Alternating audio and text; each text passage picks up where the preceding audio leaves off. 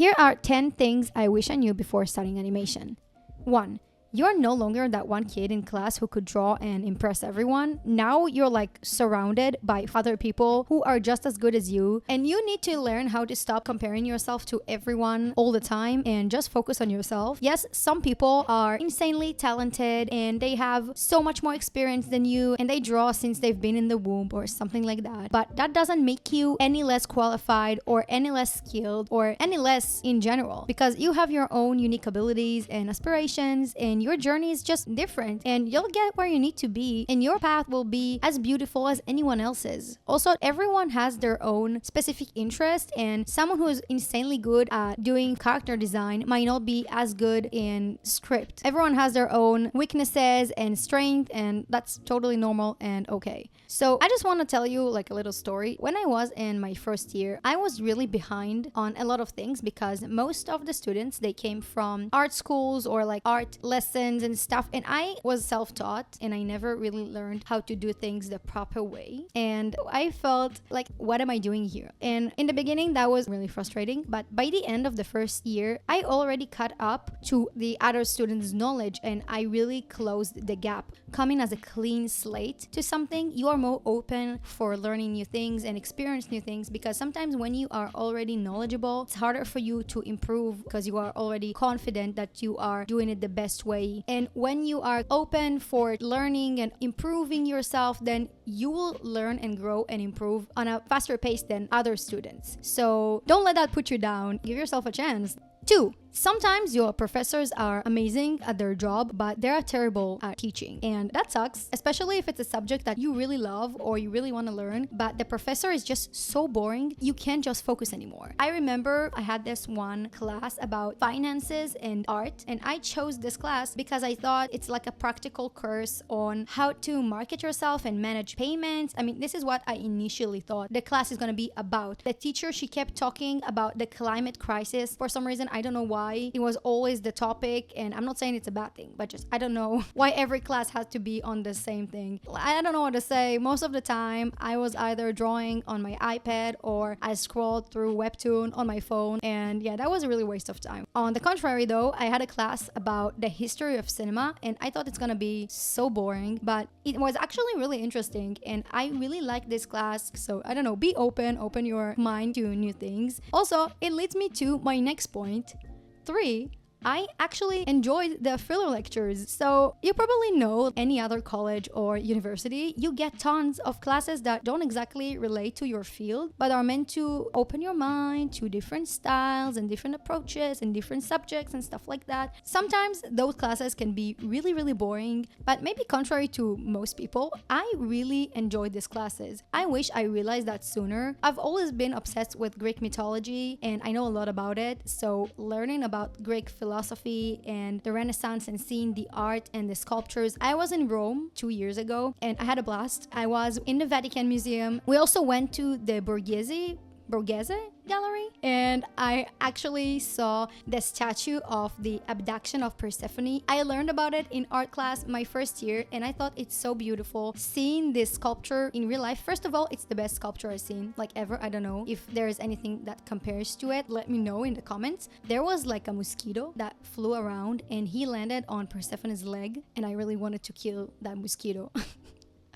And my boyfriend had to hold my hand and be like, don't do this. I wish I put more effort into those classes instead of falling asleep like halfway through the lecture. First year was exhausting. Also, like by the end of the first semester, COVID started. That was an interesting year. Also, something I learned in the first year was this. 4. You discovered that there's so much more to animation than Disney and anime. I'm obviously joking, and I've been exposed to more than that before going to animation school, but the new styles and new mediums I discovered there really opened my mind. One of my teachers showed us a movie called The Lobster. I can assure you, okay, I would have never watched it if it weren't for that class. Like, the thought wouldn't have crossed my mind. And it's a very disturbing film, but I think it sparked a new interest for me, and there's a lot of short animated films that were introduced to us in class, and it really helps you to find your artistic voice. I started developing my current style in my 3rd year. Before that, I thought my style is not really mine. It really allowed me to refine my ideas and my art.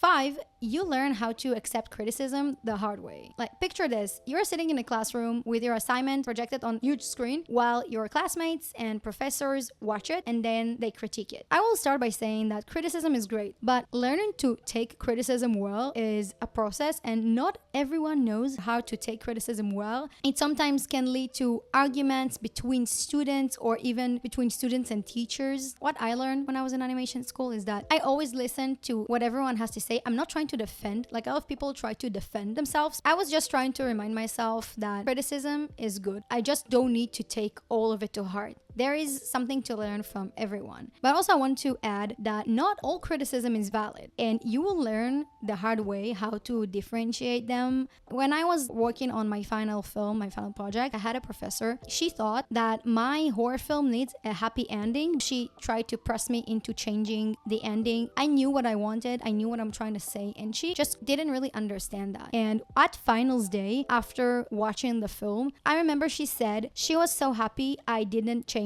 anything because what I initially thought was the best choice for the movie. She said she couldn't see my vision as I saw it. She's like, okay, I understand what you were trying to say and what you were trying to do because it works. And I was like, I was so happy. Also, if we talked about my finals film, do you remember the jar, the one that filled with eyeballs? Okay. That was an idea that one of my friends came up with, like super casually. She just suggested to me one day, like, oh, maybe you can do this. And I was like, damn, this is one of the best ideas. Till this day, I think the end credits are still my favorite part of the movie. If you don't know what I'm talking about, here and also in the description box, the link to my horror film, you can check it out. 6, you think college will offer a more mature environment, right? Wrong.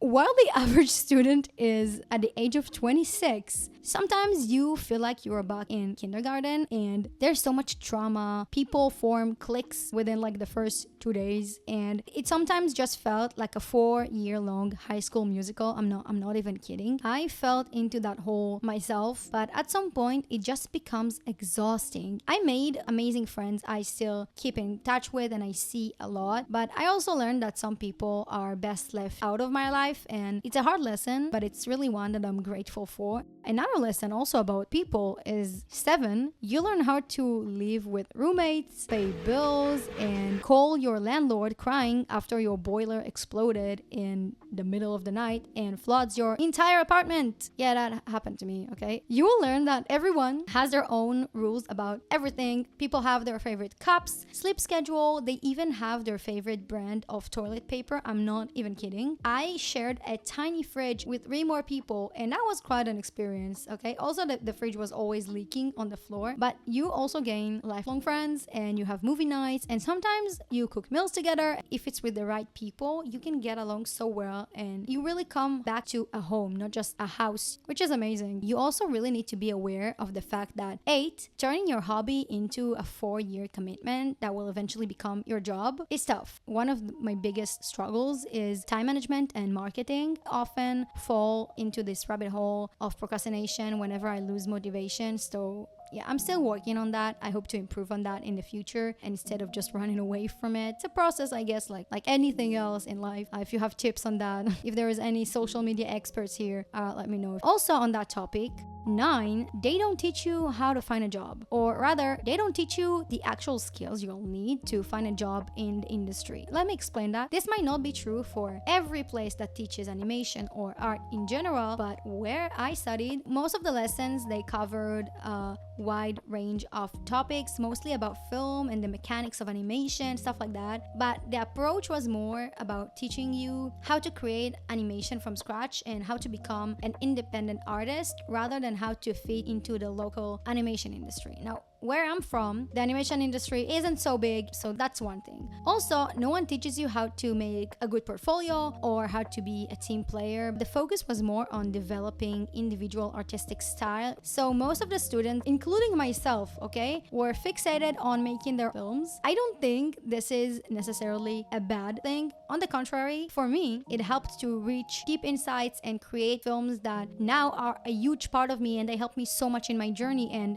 it was the best decision I've made in my life, I'm not regretting it for a second. But because my knowledge is limited to certain areas that are less relevant in my country, to some extent, much of the animation industry that focused on mobile games or commercials has remained out of reach for me, and I can learn how to adapt. But to be honest, I don't really want to, because I chose the path of making YouTube content and creating my own art thanks to the type of study that I had, and it really opened my mind for that. But I also wish I was aware of this sooner. But at the end of the day, everything worked out perfectly, so I have no regrets. It's just something that I learned. And the last thing I learned is this: 10. Your final film project is just that, a project. It's probably not going to get you into some bougie, fancy animation festival, and it's not going to be the peak of your entire career, and that's okay. I remember all of the students in my year, and everyone else basically, we put a lot of pressure on ourselves, and we always thought the outcome of the film will reflect our career going forward, and that's just not true. Yes, this film is good and it's ours, and it's something that we are really proud of, but we will do more things in our life that will be even better than that. I made a horror film, and I was fully aware that it would not fit into many festivals. I know there's so much talent worldwide, and sometimes the reality is that your film just wasn't good enough to be in a festival, and that's their loss. In the end, your final project is for you. Also, in my case, the films that I made, they were mainly for myself. That was my way to work through my family trauma and my childhood trauma and my relationship with my parents and everything. It's still a miracle to me that so many people have watched it here on my YouTube channel and loved it, and it really makes me so happy. I got the chance to share it with so many people. All of the festivals I've been combined, I don't think they even got to a half of amount of people who watched my films here on YouTube. So yeah, if you haven't watched them and you want to now, I'll put the links on the screen and also in the description box below, so please feel free to check them out. Tell me how you felt. So yeah, thank you so much for watching, and if you enjoyed this video, please make sure to like and subscribe, and I will hope to see you again in the next video. Bye!